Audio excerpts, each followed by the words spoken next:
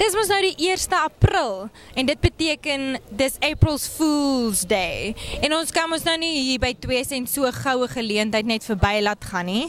Toe het ons bietjie die strate hier van Oudtshoorn getref en bietjie ons feesganger se bene gaan trek.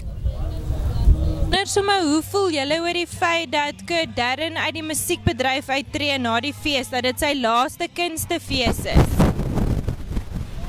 Sou dit sy laaste kunstefees wees? Gaan hy nie meer optree hier nie? Ja, ek het maar net uitgesê, dit is sy laaste, hy is nou klaar met die musiekbedryf, dit is sy laaste kunstefees. Hoe voel julle daaroor? Ag, ek dink dit is baie hartseer, hy het so groot naam vir homself gemaak en dit is net 'n tragedie, dit is 'n groot skok vir die kunstefees, sou ek sê. Ja. Dankie. Hoe voel julle oor die feit dat dit Kurt Darren se laaste kunstefees is, dat hy uit die musiekbedryf uittreë na hierdie kunstefees? Ek gaan daai antwoord hê. Ek gaan daai antwoord hê. Kunstenaar, hy sal vir julle 'n goeie antwoord kan gee, 'n professionele opinie. Maar hoe voel jy? Hoe voel ek daaroor? Ek het dit nie regtig geweet nie, maar ja, dis seker maar hartseer vir die Afrikaanse taal.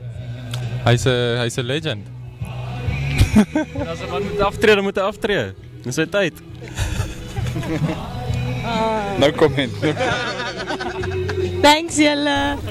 Ek wonder sommer, hoe voel julle oor die feit dat hierdie Kurt Darren se laaste kunstefees is, dat hy uit die musiekbedryf uittreë na KAKNK 2014? Ek dink dis onbelaglik. Ek dink hy moet baie langer bly want hy is so 'n goeie kunstenaar en ja, dis net amazing, ja. Ek dink dis ook nie goed nie want hy sing so goed en hy het so baie fans en alles.